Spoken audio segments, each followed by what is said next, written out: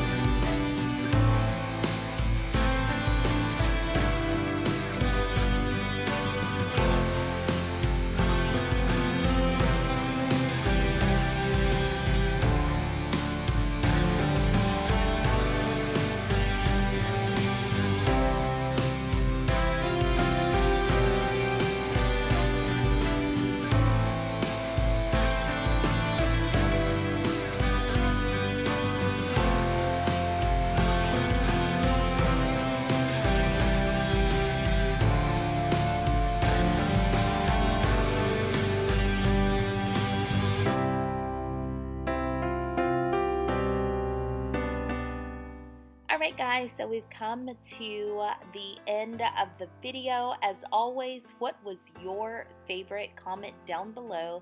If you want to know mine, it is this beautiful, soothing, relaxing room. I love this pastel colored blue. I just feel like as soon as you walk in this room, you just relax. I want a bedroom like that. So as always, don't forget to subscribe to the channel, give this video a thumbs up, and share this with like-minded people like us who would enjoy this content. Have a beautiful day, and I will see you in tomorrow's video. Bye guys.